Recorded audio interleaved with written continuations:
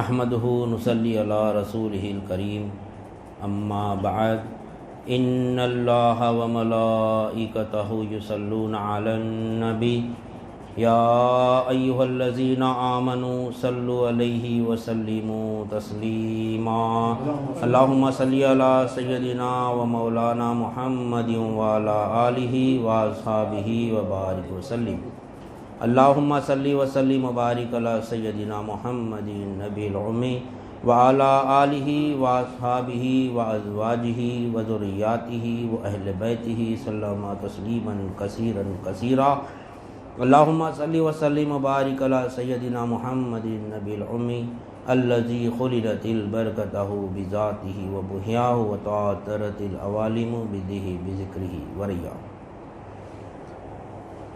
برادران طریق، اللہ تعالیٰ کا بے انتہا فضل ہے کہ اس نے ہمیں نبی کریم صلی اللہ علیہ وسلم کی امت میں پیدا فرمایا اور ہمیں پیدا ہونے کا فخر عطا فرمایا۔ الحمدللہ یہ فخر رشک انبیاء نکلا، اور مزید برائے کرم ہوا کہ اللہ تعالیٰ نے ہمیں اپنی اولیاء کے دامن سے وابستہ فرمایا، جن کے صدقے میں آج ہم کو اس کی یاد کے بہانے یہاں جمع فرمایا اور اپنے ایمان کی تجدید کا بھی ایک موقع عنایت فرمایا۔ الحمدللہ ثم الحمدللہ، اللہ کے فضل و کرم سے اور نبی کریم صلی اللہ علیہ وسلم کے رسالت کے فیضان سے، اولیاء اللہ کے صدقے سے اور ہمارے شیخ پیر کامل کی نسبت کے ذریعے سے اللہ تعالیٰ نے ہم کو یہ علم عطا فرما رہا تھا کہ حقیقت قربانی کیا ہے، اور جو ذکر ہے ایام تشریق میں جو ہم پڑھتے ہیں اس کے تعلق سے ہم گزشتہ محفل میں سمجھ رہے تھے، اور اسی ذکر سے متعلق جو بات آ رہی تھی کہ ہم کو جو مخلوق میں حاجت روائی پن دکھ رہا ہے، وہ جو ہم دیکھ رہے ہیں مخلوق کے اندر حاجت روائی پن، وہ ہم جھوٹ دیکھ رہے ہیں۔ حقیقت میں ذکر کب ہوتا ہے؟ جب ہم سچوں کے ساتھ ہو جاتے ہیں۔ ذکر کے متعلق ہم جب سمجھ رہے تھے بات کے، ذکر کے معنی ہے متوجہ ہونے کے، متوجہ ہونے کے ذکر کے متعلق۔ تو جو یہ مشاہدہ کرتا ہے کہ اللہ تعالیٰ مخلوق کے ذریعے ہماری کیسی حاجت پوری کر رہا ہے، اور جو مخلوق کے اندر جو حاجت روائی پن کو دیکھتا ہے وہ جھوٹ دیکھتا ہو۔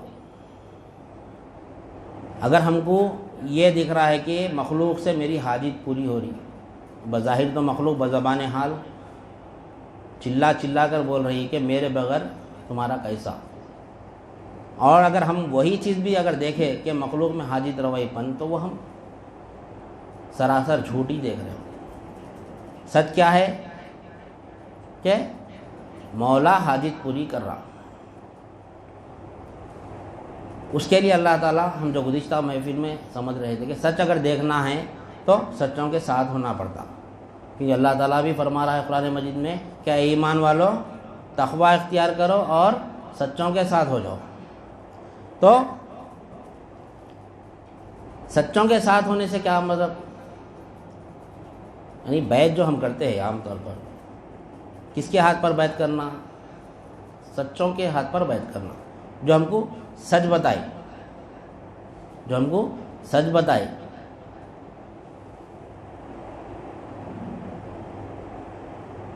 لیکن آج بعض لوگ بیعت کے منکر ہوتے جا رہے ہیں۔ آج زمانے میں کچھ لوگ بیعت کے منکر ہو رہے ہیں۔ کیوں؟ کیا وجہ ہے بیعت کا انکار کرنے کی؟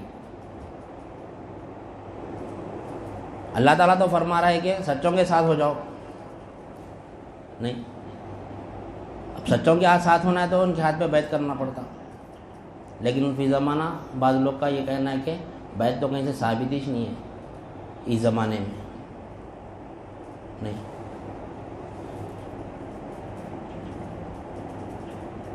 اور جو لوگ بیعت کو مانتے، جو بیعت کو مانتے، وہ لوگ لا علمی کی وجہ سے جو بیعت کا مقصد ہے وہ کیا سمجھتے ہیں بیعت کرنے کو؟ جو بعض ہمارے اپنے ہی سلسلے میں بعض لوگ اہل سنت الجماعت میں بیعت بھی کرتے، لیکن مقصد بیعت ان کے پاس کچھ اور ہی رہتا. بیعت بولتے کس کو نہیں معلوم، صرف یعنی لا علمی ہے، علم کی کمی ہے کہ بیعت کو سمجھے نہیں بیعت ہے کیا.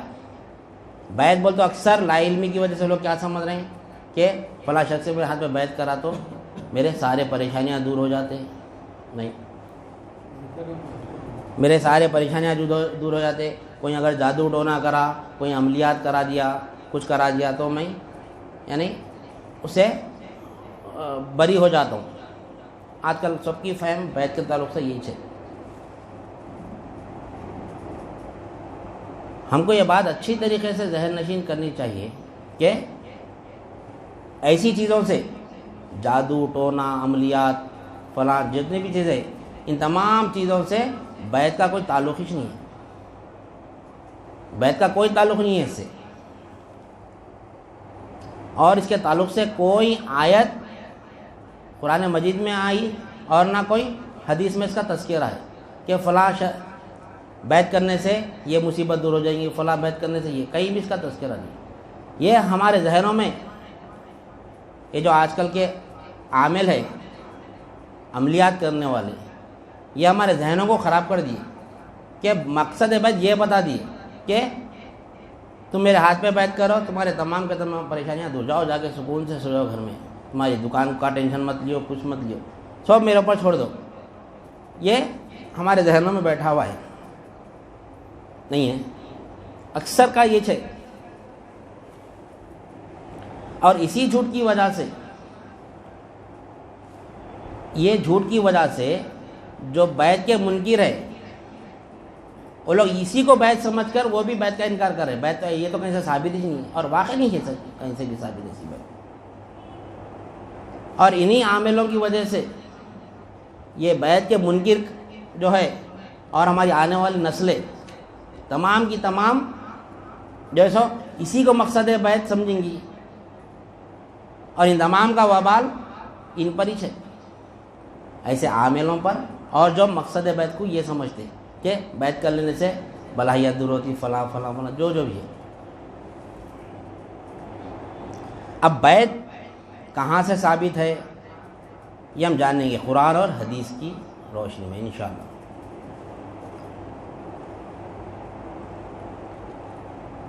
بیعت کے متعلق جاننے کے بعد انشاءاللہ ہم باب العقائد پہ آ جائیں گے، کیونکہ بیعت کو ہم سمجھنا ہے. باب العقائد سے پہلے ہم کو کیا سمجھنا ہے؟ بیعت کیوں کرنا، سچوں کے ساتھ کیوں ہونا، صحبت اولیاء میں کیوں رہنا، وہ ہم کو جاننا ضروری ہے ہمارے لیے. اور یہ ہمارا اس کے بعد جی تو بیعت جو ہے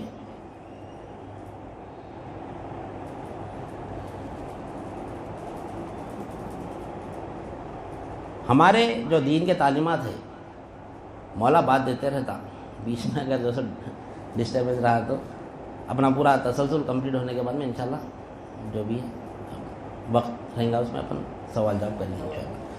تو ہمارا جو اصل دین کے جو معاملات ہے، دین کا جو اصل علم ہے، وہ علم ابھی شروع نہیں ہوا ہمارے پاس. حقیقی دین کا علم یہ صرف فکر پیدا کرنے کے لیے ہو رہی ہے، تمام کے تمام چیزیں سب فکر کے لیے ہے. یہ نہیں، سب سے پہلے ہم بیعت کے معنی دیکھیں گے. بیعت کے معنی کیا آتے، بیعت بولتے کس کو؟ بیعت بولتے ہاتھ پہ ہاتھ رکھ لینا نہیں، جھوٹا پانی پی لینا، فلاں فلاں سمجھ رہے. بیعت تو کچھ اور ہی ہے.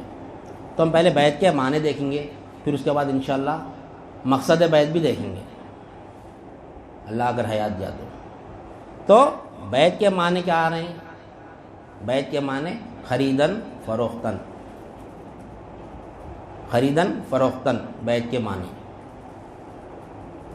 یعنی بیع و شراء سے بیعت نکلی، یعنی کوئی چیز خریدنا کوئی چیز بیچنا، بیع کے معنی یہ آتے ہیں. کیا آتے ہیں بیع کے معنی؟ کوئی چیز خریدنا یا کوئی چیز بیچنا. بیع و شرع، خریدن فروختن. جو ایک جیسا کہ ایک معاہدہ ہے، کسی بزرگ اللہ والوں کے ہاتھ پہ ہم بیعت کرتے ہیں، ان سے ایک معاہدہ ہوگا ہمارا. کیا معاہدہ ہوا؟ کہ ان کے ذریعے ہم حق تعالیٰ کے قریب ہو جائیں گے. یہ ہمارا مقصد ہے. نہیں کسی اللہ والوں کے ہاتھ پر، کسی بزرگ کے ہاتھ پر ہم جو بیعت کرتے ہیں تو ہم کیا کرتے ہیں؟ اپنا جان، اپنا جسم، اپنا قلب، اپنی روح شیخ کے حوالے کر دیتے، ان کو بیچ دیتے. ہم ان سے کیا لیتے؟ مولا کو لیتے، مولا کا قرب حاصل کرتے. نہیں، مولا کا قرب حاصل کرتے ہم. اور جیسا کہ خریدن فروختن ہے، اس کے تعلق سے قرآن مجید میں بھی آیا.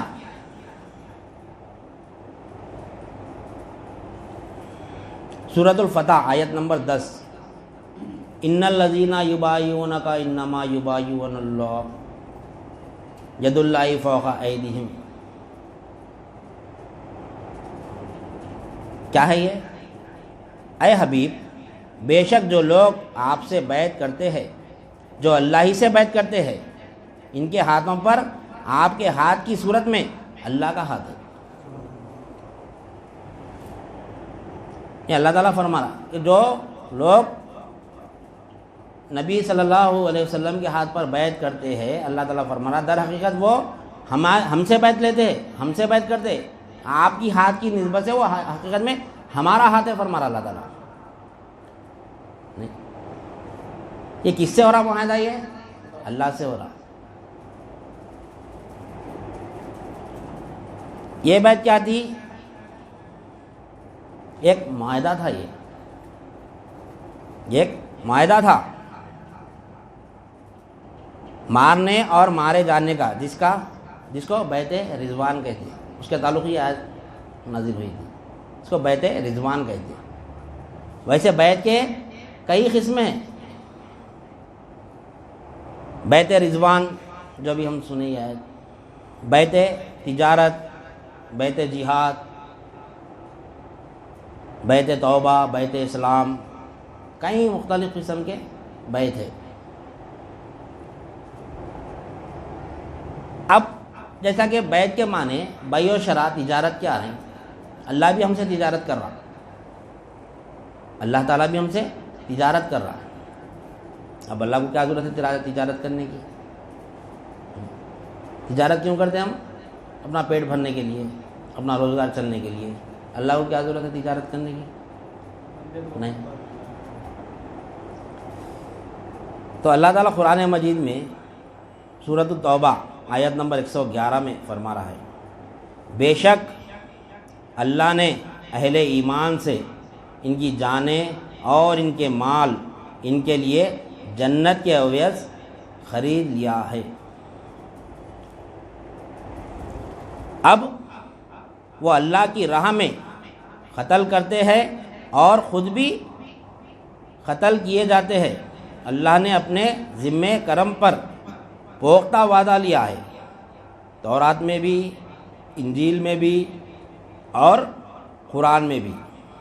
اور کون اپنے وعدے کو اللہ سے زیادہ پورا کرنے والا ہے. سو ایمان والو، تم اپنے سودے پر خوشیاں مناؤ جس کے عوض تم نے جان و مال کو بیچا ہے، اور یہی تو زبردست کامیابی ہے. یہ سورۃ التوبہ آیت نمبر 111 میں اللہ تعالیٰ فرما رہا ہے. تب اللہ کو کیا ضرورت ہے بھائی یہ تمام چیزوں کی؟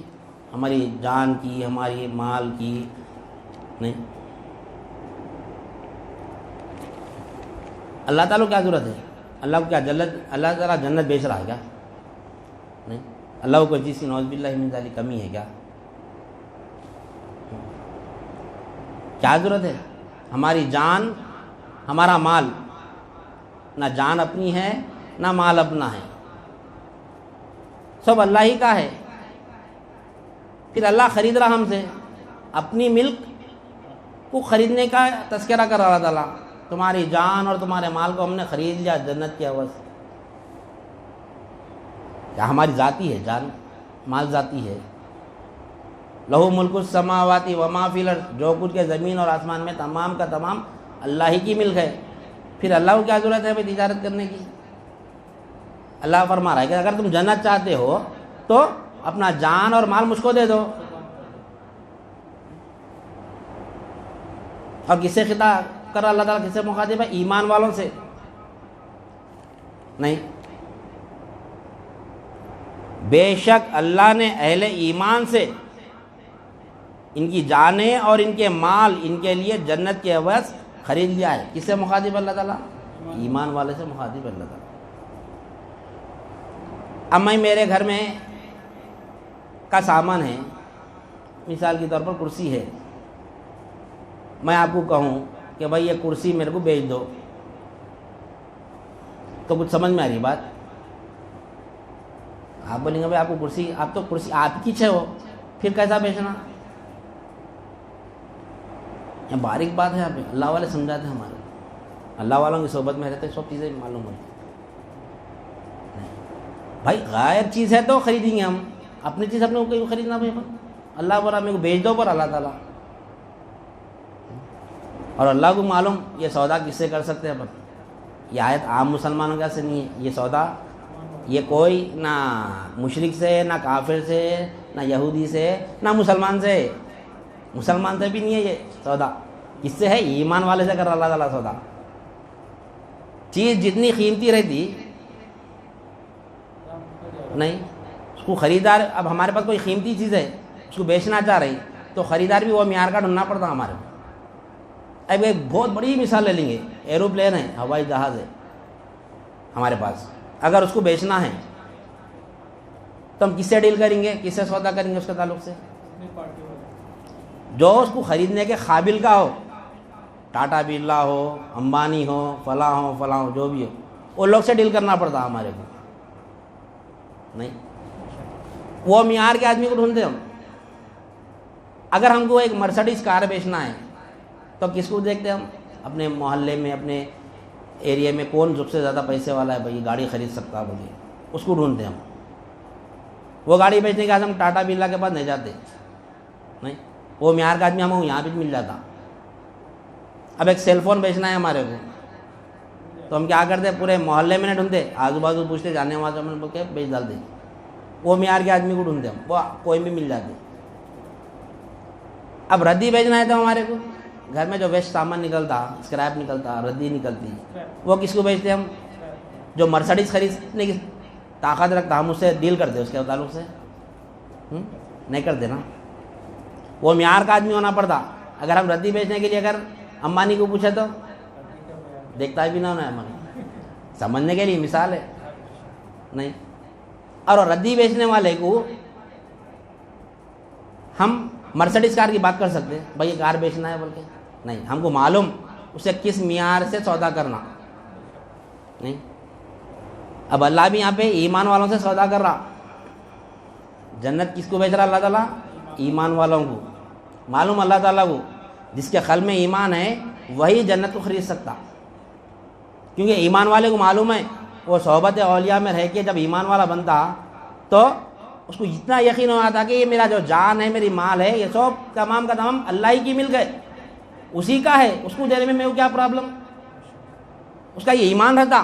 جب یہ ایمان آ جاتا، یہ ایمان آنے کے بعد بول رہا اللہ تعالیٰ تم مجھ کو یہ چیزیں دے دو تو میں تم کو جنت دوں گا، برا نہیں۔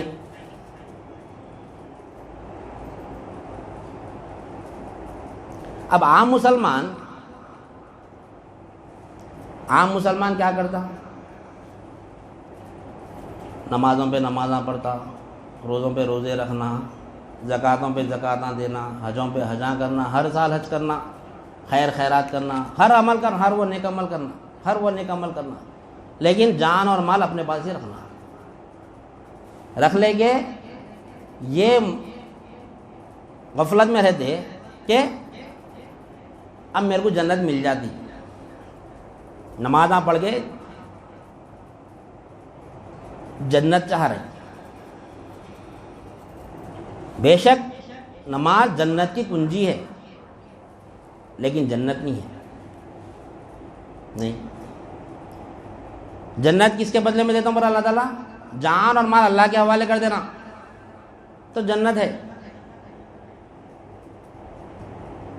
اب اکثر لوگ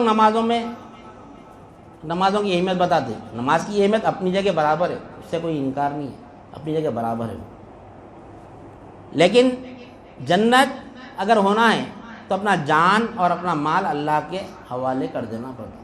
اللہ کے حوالے کرنے سے مراد پورا پیسہ اپنا گھر میں کا بینک بیلنس جو بھی ہے لے کے آ کے ہمارا وہ باہر رکھ دینا نہیں، مساجد میں دے دینا نہیں ہے، کوئی مدرسوں میں لگا دینا نہیں ہے، اور اپنی جان اللہ کی راہ میں قربان کرنے سے مراد جا کے خودکشی کر لینا نہیں ہے، میں اللہ کے حوالے ہو جا رہا ہوں بلکہ نہیں۔ حوالے کرنے سے مراد کیا ہے؟ اپنا جان اور اپنے مال کو اللہ کے منشا کے مطابق استعمال کرنا۔ تو ہمارے پاس کوئی چیز کی کمی ہوتی، اب لوگ ڈرتے اللہ کی راہ میں، بولتے بھائی پورا دے دینا، کیا مغالتے صحبت اولیاء میں نہ بیٹھنے کی وجہ سے یہ تمام کے تمام غلط فہمیاں۔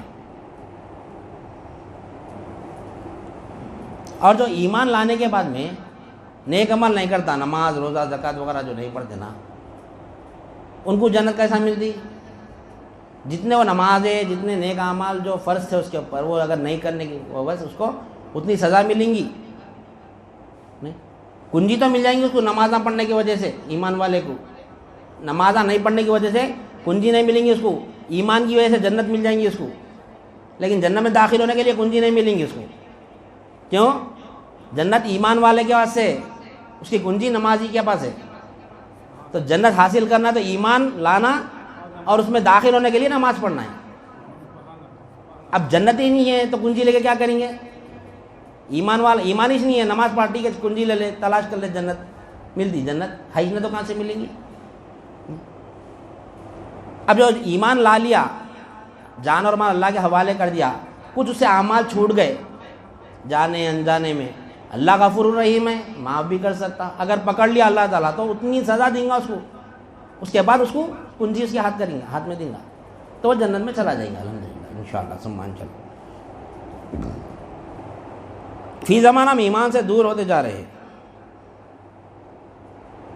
جو اولیاء اللہ ہوتے ہیں، صدیقین جو ہوتے ہیں،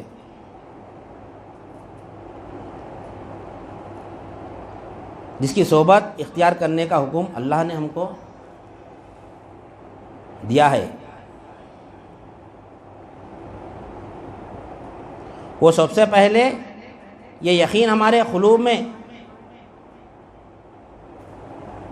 بٹھاتے ہیں کہ یہ جو تمہارا مال، تمہاری جان اور تمہاری اولاد ہے، جو بھی ہے، یہ تمہارے نہیں، یہ ہمارے دلوں میں بٹھائے تھے اللہ والے،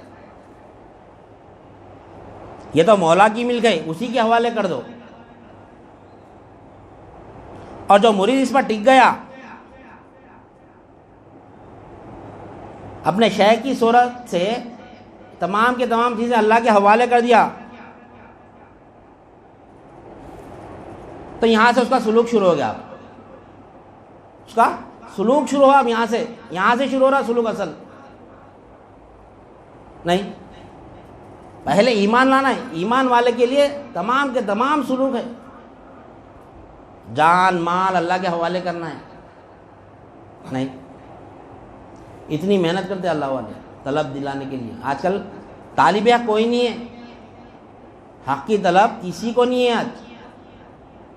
جس کو حق کی طلب ہوتی وہ اللہ والوں کی تلاش میں نکل جاتا، جیسا موسیٰ علیہ السلام نکلے خضر علیہ السلام کی تلاش میں، سورہ کہف کا واقعہ ہے، اللہ والوں کو تلاش کرنا پڑتا، بیٹھی جگہ نہیں ملتے، اللہ والے ڈھونڈنا پڑتا۔ کیوں؟ حق کی طلب ہونا قلب میں۔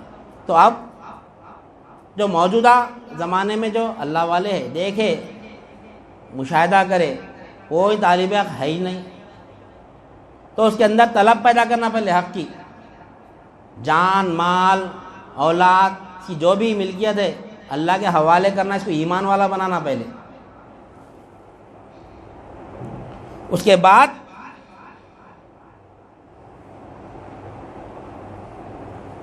اس کو علم دین دیتے، دین کا علم سکھاتے اس کو۔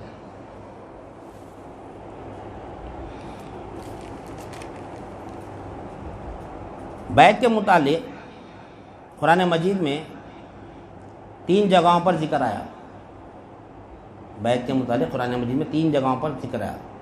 سورۃ الفتح آیت نمبر 10، ان الذین یبایعونک انما یبایعون اللہ ید اللہ فوق ایدیہم فمن نکث فانما ینکث علی نفسہ ومن اوفی بما عہد علیہ اللہ فسیؤتی اجرا عظیما۔ ترجمہ، اے حبیب، بے شک جو لوگ آپ سے بیعت کرتے ہیں وہ اللہ ہی سے بیعت کرتے ہیں، ان کے ہاتھوں پر آپ کے ہاتھ کی صورت میں اللہ کا ہاتھ ہے، پھر جس شخص نے بیعت کو توڑا تو اس کا توڑنے کا وبال اس کی اپنی جان پر ہوگا، اور جس نے اس بات کو پورا کیا جس کے پورا کرنے پر اس نے اللہ سے عہد کیا تھا تو وہ عن قریب اسے بہت بڑا اجر عطا فرمائے گا۔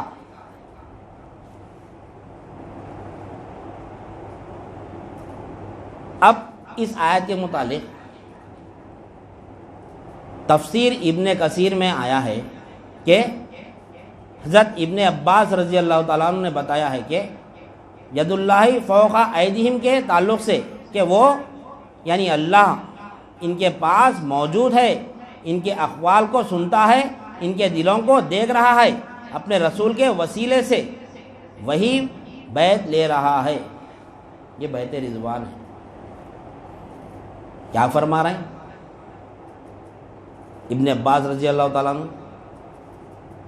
ید اللہ فوق ایدیہم کے تعلق سے کہ وہ یعنی اللہ ان کے پاس موجود ہے، ان کے اقوال کو سنتا ہے، ان کے دلوں کو دیکھ رہا ہے، اپنے رسول کے وسیلے سے وہی بیعت لے رہا ہے۔ رسول کی حقیقت کو ہم نہیں جانے،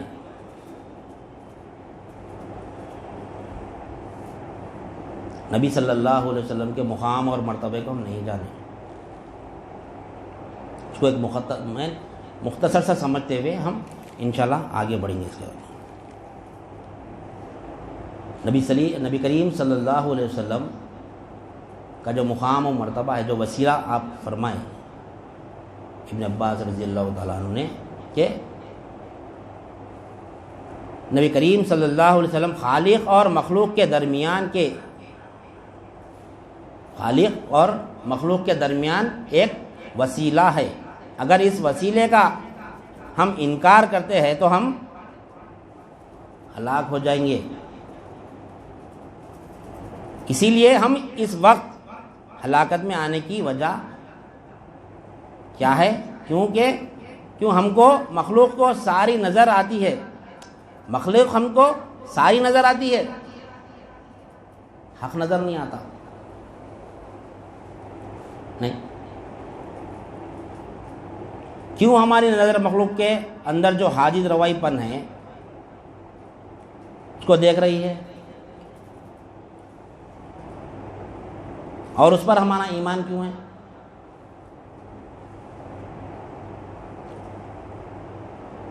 نہیں، کیوں نظر نہیں آ رہا ہے ہم کو ان کی اللہ کیسے ہماری حاجت کو پوری کر رہا ہے؟ کیوں نہیں سمجھ میں آ رہا بھائی؟ ایک ہی وجہ ہے کہ ہم درمیان سے رسول کے وسیلے کو چھوڑ دیے، حق اور مخلوق کے درمیان میں جو نبی کریم صلی اللہ علیہ وسلم کا وسیلہ ہے اس کو ہم چھوڑ دیے۔ سمجھ میں بات؟ نبی کی نظر سے دیکھیں تو حق دکھتا، نہ تو مخلوق ہی دکھتی۔ نبی کی نظر اگر دیکھیں گے اپنی نظر کو فنا کر کے تو مخلوق میں جو حاجت روائی پن دکھ رہا وہ نہیں دکھیں گا، وہ مخلوق مجبور دکھیں گی، محتاج دکھیں گی، اللہ ہی مختار دکھیں گا، کیسا اللہ حاجت پوری کر رہا ہے؟ کیا وجہ ہے؟ کہ ہم نبی کریم صلی اللہ علیہ وسلم کے مقام اور مرتبے کو نہیں سمجھے۔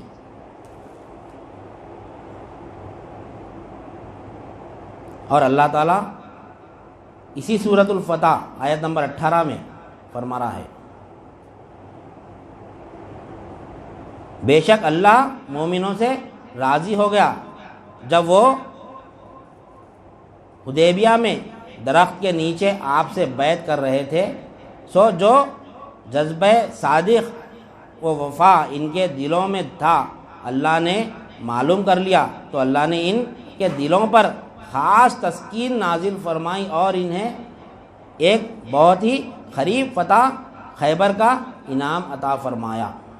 یہ 2 آیتیں ہو گئے بیعت کے تعلق سے۔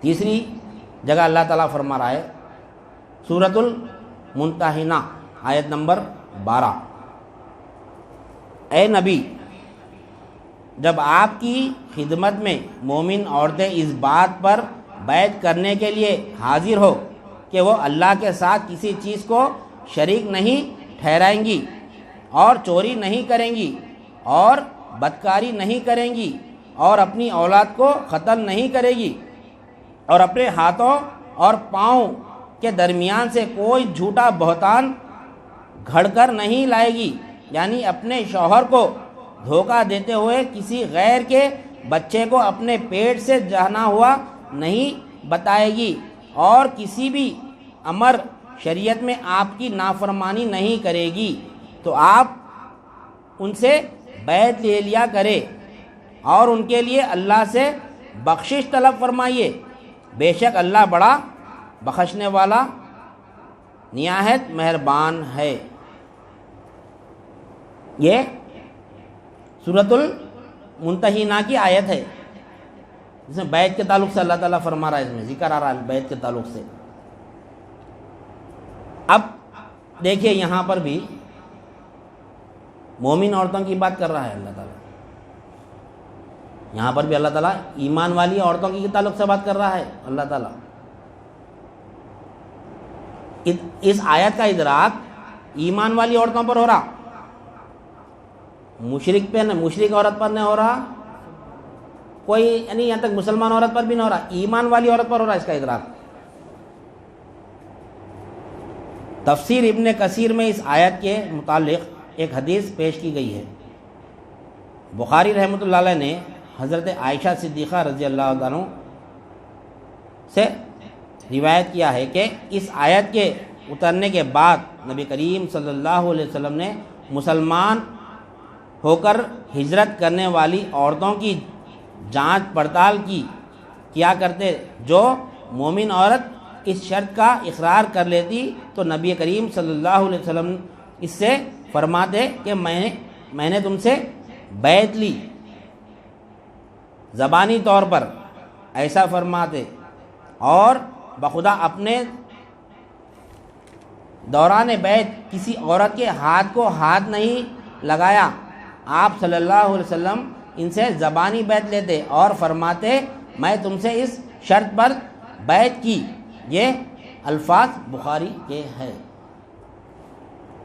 مسلمان عورتوں سے نبی کریم صلی اللہ علیہ وسلم نے بیعت لی۔ یہ صرف سمجھنے کے لیے ہم کو قرآن مجید میں بیعت کے متعلق بھی آیتیں ہے، ذکر ہے بیعت کا، ایسا نہیں کہ بیعت کا تعلق نہیں اپنی طرف سے گڑھ لی، ایسا نہیں ہے۔ اب ایک سوال پیدا ہوتا ہے یہاں پر کہ یہ بیعت تو عورتوں کے لیے ہے، مردوں کے لیے تو نہیں ہے؟ نہیں، عورتوں کے لیے ہے اس میں بیعت۔ اس حجت کو ختم کرنے کے لیے تفسیر ابن کثیر میں ساتھ ہی یہ حدیث بھی پیش کر دی، کہ حضرت عبادہ بن صامت رضی اللہ تعالیٰ عنہ سے روایت ہے کہ میں ان لوگوں میں شامل تھا جو بیت العقبہ میں تھے، ہم 12 آدمی تھے، ہم نے انہی باتوں پر نبی کریم صلی اللہ علیہ وسلم سے بیعت کی جس کا ذکر اس آیت میں ہے۔ یہ لڑائی فرض ہونے سے پہلے کی بات ہے۔ نبی کریم صلی اللہ علیہ وسلم نے فرمایا تم نے یہ عہد پورا کیا تو تمہارے لیے جنت ہے۔ یہ عہد پورا کرنے کے بعد نبی کریم صلی اللہ علیہ وسلم نے کیا ارشاد فرمایا کہ تمہارے لیے جنت ہے، یہ عہد کو پورا کرنا ہے۔ مگر یہ بیت توبہ ہے، یہ بیت توبہ ہے۔ بیت رضوان کیا تھی؟ وہ بدلہ لینے کی تھی، یہ بیت توبہ ہے۔ یہ بیت کی کئی قسمیں ہیں۔ اب دور حاضر میں بیت کیوں کرنا؟ یہ آپ صلی اللہ علیہ وسلم کے دور میں تھے، اب تو نہیں ہے نا، نہیں، کیونکہ رب تک پہنچنے کے لیے وسیلہ ضروری ہے۔ یہی آج کا جہاد ہے، یہ آج کا جہاد ہے، یہ رب تک پہنچنا، جس کے تعلق سے اللہ تعالیٰ قرآن مجید میں ارشاد فرما رہا ہے، سورۃ المائدہ آیت نمبر 35، اے ایمان والو اللہ سے ڈرتے رہو اور اس کے حضور تک تقرب اور رسائی کا وسیلہ تلاش کرو اور اس کی راہ میں جہاد کرو تاکہ تم فلاح پا جاؤ۔ اللہ تعالیٰ خود حکم دے رہا ہے کہ رب تک پہنچنے کے لیے وسیلہ تلاش کرو، رب تک پہنچنے کے لیے وسیلہ تلاش کرو۔ اب تفسیر نعیمی میں آتا ہے کہ اللہ تعالیٰ اس آیت میں 3 چیزوں کا حکم دے رہا ہے۔ تفسیر نعیمی میں یہ بات آ رہی ہے کہ اللہ تعالیٰ اس آیت میں 3 چیزوں کا حکم دے رہا ہے۔ ایک ہے تقویٰ، دوسرا وسیلے کی تلاش، تیسرا مجاہدے کا حکم، مجاہدے کا حکم دے رہا تیسرا۔ اور آگے لکھتے ہیں تفسیر ابن نعیمی میں کہ اپنے تقوی پر بھروسہ مت کرو، صرف ایمان اور تقوی رب تک نہیں پہنچا سکتا۔ یہ تفسیر نعیمی میں بات آ رہی ہے، بلکہ رب تک پہنچنے کے لیے وسیلے کی تلاش کرو جس کے ذریعے تمہارا ایمان و اعمال بخیریت تمام منزل مقصود کو پہنچے۔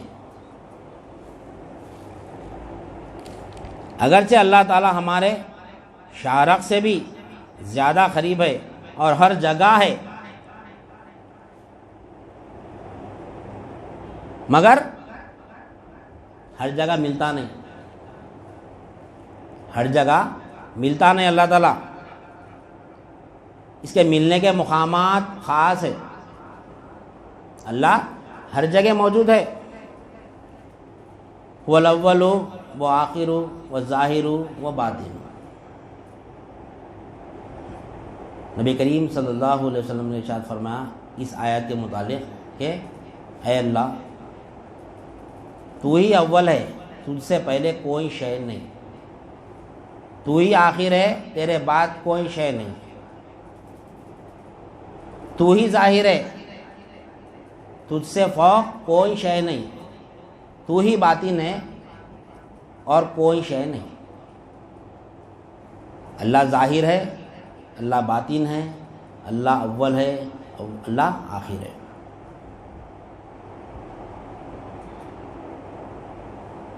تب اللہ ہر جگہ تو موجود ہے، مل رہا نہیں، دکھ رہا نہیں، خاص جگہوں پر ملتا اللہ تعالیٰ، اس کا خاص مقام، اس کا خاص مقام ہے جو بندے کو طے کرنا ہے، وہ مقام ہے، ہم کو طے کرنا ہے، وہ ہم کو دیکھنا ہے۔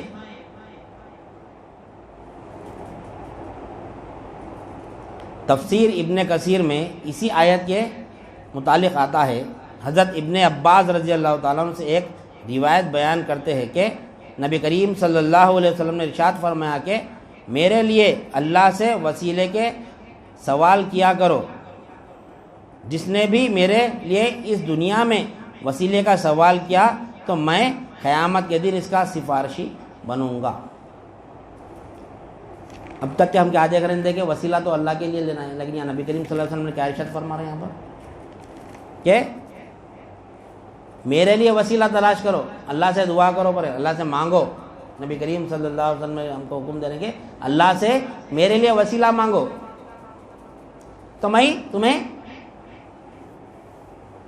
تمہاری سفارش کروں گا. صلی اللہ علیہ وسلم. اب وسیلے کے مراد یعنی وسیلے کے متعلق مفسرین نے مختلف تعبیریں لی ہیں. یعنی اس سے اعمال مراد لیا، بعضوں نے قرآن، بعضوں نے رسول اور بعضوں نے بزرگان دین کو بھی وسیلہ مانا. اس میں اختلافات ہیں، لیکن ان تمام پر غور و فکر کیے تو معلوم ہوگا کہ بہترین مطلب یہی نکلتا ہے کہ اس سے ولی مرشد ہی مراد ہے. ولی مرشد ہی مراد ہے اس سے، جو قرب حق حاصل کر کے اوروں کو بھی اس تک پہنچائے.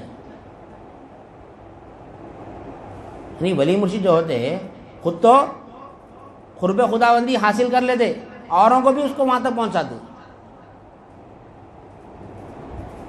اب ہم اپنے اعمال سے پہنچ سکتے، بعض لوگ اعمال لیے اس میں. ہم قرآن پڑھ لینے سے پہنچ سکتے؟ نہیں پہنچ سکتے. وسیلہ کیا ہے؟ پہنچے ہونے والا ہونا. ہم لے جا کے اور جو پہنچائے ہوئے ہیں انہوں ہی پہنچا سکتے. اب جو خود ہی پہنچے ہوئے نہیں تو انہوں کہاں پہنچائیں گے؟ نہیں. کیسا پہنچیں گے اس مقام پہ؟ لا الہ الا اللہ کے وسیلے سے نہیں. جب یہ علم آ جاتا ہے ہمارے پاس تو ہم ہر آن مولا کی طرف ہی متوجہ رہتے ہیں. اب یہ اس سے پہلے جو ہماری بات آ رہی تھی کہ نبی کریم صلی اللہ علیہ وسلم کے لیے وسیلہ تلاش کرنا ہے تو مراد کیا ہے؟ بزرگان دین کی نظر کس کی نظر ہے؟ نبی کریم صلی اللہ علیہ وسلم کی نظر ہے. ہم کو کس کا وسیلہ لینا ہے؟ جو سرکار کی نظر رکھتے. ہماری پہنچ نبی کریم صلی اللہ علیہ وسلم تک ہی ہے. وہاں تک اگر پہنچ جائیں گے، ہم ان کی نظر لے لیں گے تبھی ہم کو حق کا دیدار ہوتا. اب ہم انہی کا انکار کر دیں گے تو ہم کو حق کا دیدار کہاں سے لیں گا؟ نہیں ہوتا. یعنی ذکر بامسمہ کرتے ہیں. حضرت غوثی صاحب قبلہ رحمۃ اللہ علیہ فرماتے ہیں نام تو پڑھا، ذکر کے متعلق فرما رہے ہیں حضرت غوثی شاہ صاحب قبلہ رحمۃ اللہ علیہ، ہمارے اوپر کے شیخ ہیں، کہ نام تو پڑھا، اب نام والے کو ڈھونڈ. یعنی ذکر تو کر لیے، ذکر تو کر رہے ہیں ہم، اللہ اللہ اللہ کر رہے ہیں، کہیں اسم کا ذکر کر رہے ہیں. تو کیا فرما رہے غوثی شاہ صاحب قبلہ رحمۃ اللہ علیہ؟ نام تو پڑھا، اب نام والے کو ڈھونڈ. یعنی جس کا ذکر کر رہا ہے اس کو ڈھونڈ. بغیر نام والے کے فقط نام کو رٹنا کچھ زیادہ ٹھیک نہیں. اسم با مسمہ ذکر ہونا، اسم بے مسمہ نہیں ہونا. جب نام والا مل جاتا ہے تو ویسا ذکر کرتا ہے جیسا اللہ تعالیٰ نے قرآن مجید میں حکم دے رہا ہے. ذکر با مسمہ ہونا، بے مسمہ ذکر نہیں ہونا. کیا فرما رہا اللہ تعالیٰ سورۃ المزمل میں آیت نمبر 8، وَاذْكُرْ اسْمَ رَبِّكَ وَتَبَتَّلْ إِلَيْهِ تَبْتِيلًا. اور تم اپنے پروردگار کا نام یاد کرتے رہو اور ہر طرف سے بے تعلق ہو کر اسی کی طرف متوجہ رہو. ہر چیز سے بے تعلق ہو جانا. اللہ تعالیٰ فرما رہا ہے ہر شے سے بے تعلق ہو جانا، ویسا ذکر کرنا. ہر ایک سے تعلق چھوٹ جانا، بے رغبت ہو جانا ما سوا اللہ سے، ویسا ذکر کرنے کا حکم دے رہا اللہ تعالیٰ. کب ہوتا ویسا ذکر؟ سب سے ٹوٹنا تو کیسا ٹوٹنا؟ پھر سب کے بیچ میں رہنا بھی ہم کو ٹوٹنے سے مراد کیا ہے؟ گھر چھوڑ دینا ہے، بیوی بچوں کو چھوڑ کے چلے جانا ہے، ماں باپ کو چھوڑ دینا ہے، کاروبار چھوڑنا ہے؟ نہیں، سب سے ٹوٹ کر ذکر کرنے سے مراد نہیں۔ جو ہم کو مخلوق میں حاجت روائی پن دکھ رہا نہیں، اس کا انکار کرنا، اس کا انکار کر کے حق کو ثابت کرنا۔ ہر شے میں کوئی نہ کوئی حاجت روائی پن ہے، ہر شے میں۔ ان تمام سے ٹوٹ جانا، ان تمام کو مجبور دیکھنا، ان تمام کو مملوک دیکھنا، ان تمام کو ناقص دیکھنا، ان تمام کو عدم دیکھنا، جس شے پہ نظر پڑی وہ اللہ کی ملک دیکھنا، جس شے پہ نظر پڑی اس کو یعنی مجبور دیکھنا، جس شے پہ نظر پڑی اس کو ناقص دیکھنا، جس شے پہ نظر پڑی اس کو عدم دیکھنا، مردہ دیکھنا، ناقص دیکھنا،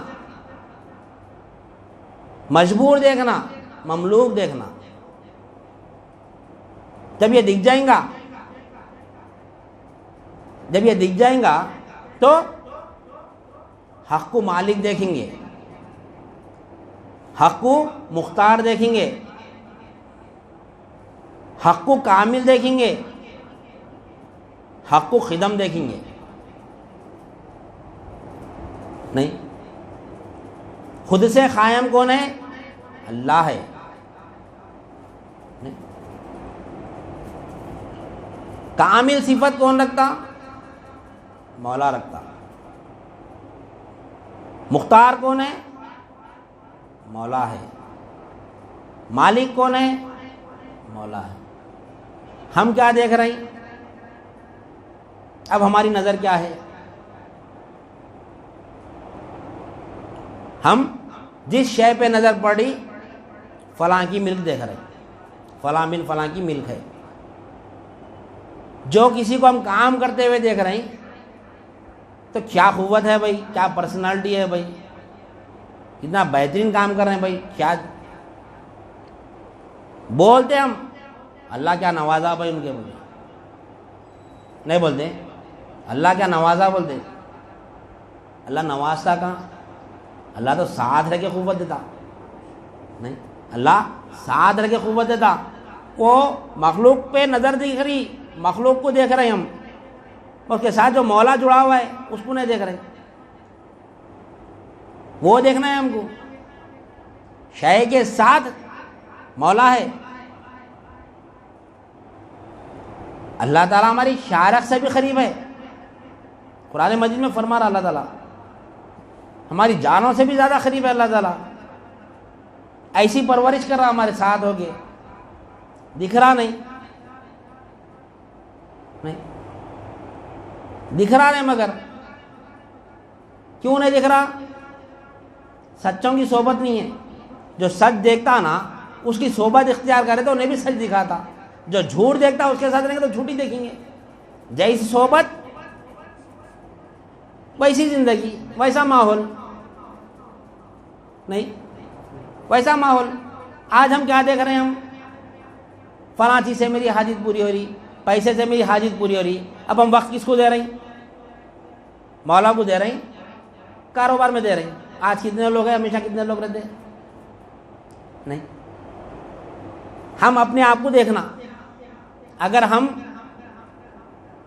ہر حاجت مولا سے پوری ہوتی ہے اگر ہم دیکھ لیے نہیں تو زیادہ سے زیادہ وقت سچوں کے ساتھ گزار دیں۔ اگر ہم یہ دیکھ رہے ہیں کہ مخلوق سے میری پیسے سے حاجت پوری ہو رہی، کاروبار سے میرا ہر کام ہو رہا، تو ہم کاروبار میں وقت زیادہ لگاتے ہیں۔ کسوٹی ہمارے ہاتھ میں، دیکھ لینا ہے۔ ہم کسی کو دنیا دار ہے نہیں بولنا ہے ہمارے کو، ہم کسی کو جیسا ہم کسی کو کچھ بولنا ہی نہیں ہے بھائی۔ ہم اپنے آپ کو دیکھ لینا ہم کس معیار پہ ہے، ہم اپنی کسوٹی پہ کس کے دیکھ لینا ہم کس کو وقت دے رہے ہیں؟ اگر ہم کو یہ یقین ہوتا کہ اللہ ہی سے میری ہر حاجت پوری ہو رہی تو ہم اللہ کے قریب ہونے کا علم حاصل کرنے میں وقت زیادہ لگاتے. نہیں, ہم کو یہ یقین ہے کہ کاروبار سے پل رہا ہوں میں, ہم کو یقین ہے کہ میں نوکری سے پل رہا ہوں, ہم کو یقین ہے کہ میں پیسے سے پل رہا ہوں, ہم کو یقین ہے کہ میں مخلوق سے پل رہا ہوں, تو ہم اس میں وقت لگا رہے ہیں. نہیں, آج دیکھو دنیا نہیں, نماز بھی پڑھ رہی تو کاروبار کے لیے. عبادت کس کی ہوتی؟ عبادت کس کو کہتے ہیں؟ عبادت کے معنی کیا ہے؟ ہر آن عبادت میں رہنا ہے, ایک لمحہ بھی غافل نہیں رہنا ہے. عز و انکساری, ذلت و فقیری وہ احتیاطی کا نام عبادت ہے. عبادت بولو خالی نماز پڑھ لے رہے, روزے رکھ لے رہے, زکات دے رہے, یہ عبادت نہیں ہے. اصل عبادت کس کو کہتے ہیں؟ عز و انکساری ہونا, ذلت و فقیر ہونا, وہ احتیاطی ہونا, اس کو عبادت کہتے ہیں. ہر لمحہ یہ حالت میں رہنا, عز و انکساری. مولا میں تو مجبور ہوں, میں تو محتاج ہوں, نہیں, میرا اٹھنا بھی تیری قوت سے ہے, میرا بیٹھنا بھی تیری قوت سے ہے. جب میں اٹھ رہا ہوں تو بھی مولا تیری قوت سے اٹھ رہا ہوں, میں مجبور ہوں, میں محتاج ہوں. کوئی چیز کی ضرورت پڑی, ہمارا ذہن کدھر سے جاتا, کدھر جاتا ہمارا ذہن؟ ہم کو کوئی مصیبت آ گئی, ہم مولا کی طرف متوجہ ہو رہے ہیں. ہم ذلت فقیر کس کو دے رہے ہیں؟ مخلوق کو دے رہے ہیں. طبیعت خراب ہوتے پہلے دواخانہ ہمارے ذہن میں آتا, کون سا ڈاکٹر اچھا ہے. سب سے پہلے ہمارے ذہن میں کیا آتا؟ مولا سے رجوع ہوتے ہم. نہیں, کیا کریں گے, اب کہاں جائیں گے, کون سا دواخانہ اچھا ہے, کیا کرنا, کیا کھانا, کیا پینا, ادھر ہمارا ذہن جاتا مخلوق کی طرف. نہیں, اس کی طرف ہم ذلیل ہوتے, فقیر بنتے, وہاں پر ہم مخلوق سے مانگتے, مخلوق کے اوپر بھروسہ کرتے ہم. نہیں, وہ احتیاطی, اسی کے سامنے ہم جیسے اپنی احتیاط پیش کرتے, یہ پریشانی ہے, یہ پریشانی ہے, یہ پریشانی ہے, ایسا کرو, ایسا کرو. ڈاکٹر کے سامنے ہاتھ جوڑتے, مخلوق کے سامنے ہاتھ جوڑتے. کہ ہم اپنے آپ کی زندگی میں دیکھ لینا ہم کہ ہم کس کو حاجت روا مان رہے ہیں. اگر یہ معلوم ہو گیا نا تو یہاں سے اٹھتے ہی نہیں. یہ یقین بیٹھ گیا کہ مولا ہی میری پرورش کرنے والا ہے, تو اس راہ سے ہٹتے ہی نہیں. آج ہم کیوں دنیا میں پڑے ہوئے ہیں؟ ہم کو یقین ہے کہ مخلوق سے پل رہا ہوں میں. اگر یہ یقین نہیں رہتا تو بازاروں میں, ہوٹلوں میں, روڈوں پہ پبلک نہیں دکھتی تھی, حلقوں میں زیادہ دکھتی تھی پبلک, اولیاء اللہ کی بارگاہوں میں زیادہ دکھتی تھی پبلک. آصف عرس کے وقت میں پبلک دکھتی درگاہوں پہ, نہیں, عرس کے وقت میں پبلک دکھتی. عقیدہ ہے, اللہ والے ہیں, بلکہ ان کی زندگیوں کو دیکھ لو, جتنے بھی عرصے ہوتے ہیں, جتنے بھی اللہ والے ہوتے ہیں, ان کی زندگیوں کو ہم پڑھ کے دیکھ لو, یا نبی کریم صلی اللہ علیہ وسلم کی سیرت دیکھ لو پوری.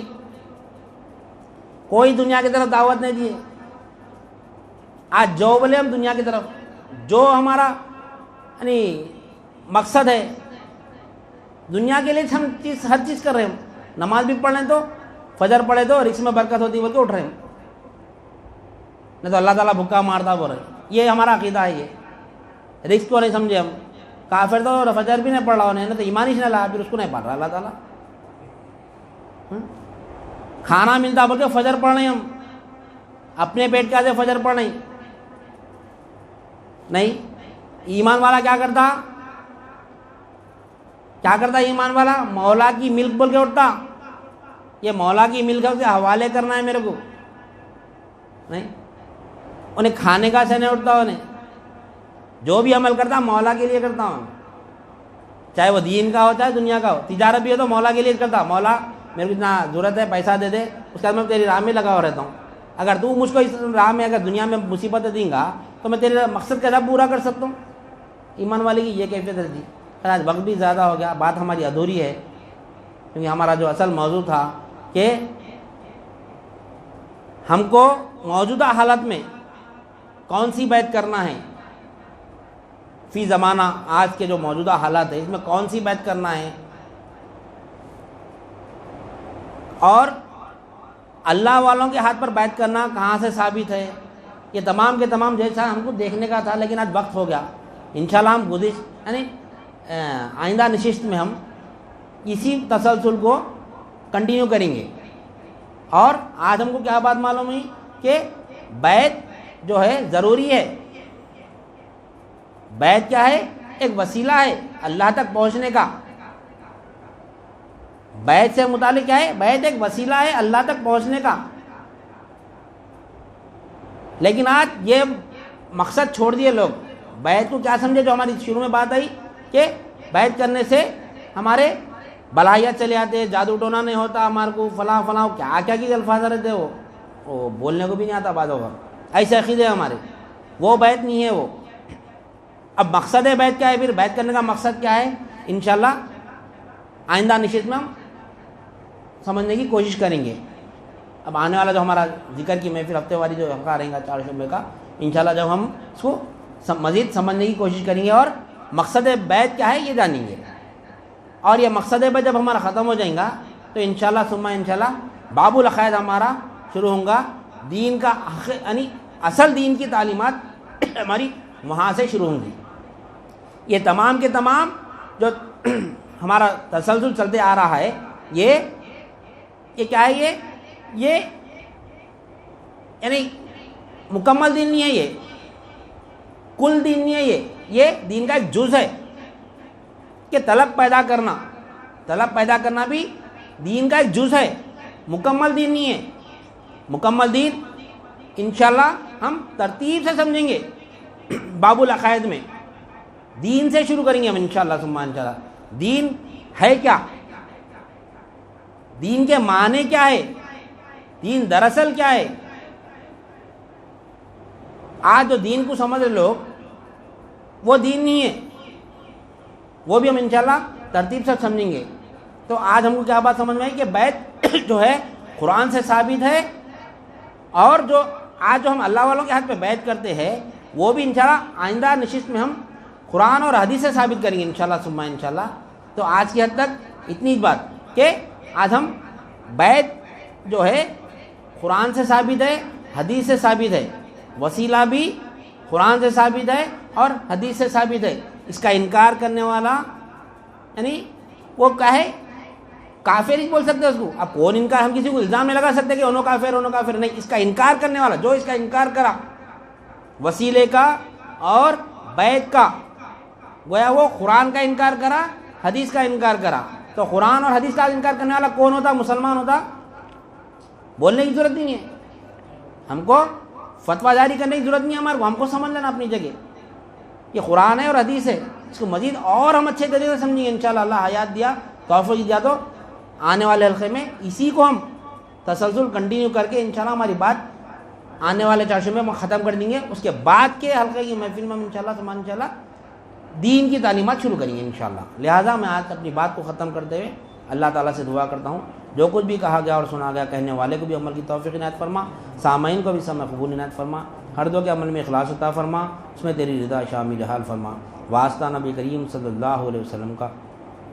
ان اللہ و ملائکتہ یصلون علی النبی یا ایھا الذین آمنوا صلوا علیہ وسلموا تسلیما۔ اللہم صلی علی سیدنا و مولانا محمد وعلی آلہ واصحابہ وبارک وسلم۔ سبحان ربک رب العزۃ عما یصفون وسلام علی المرسلین والحمد للہ رب العالمین۔ جزاک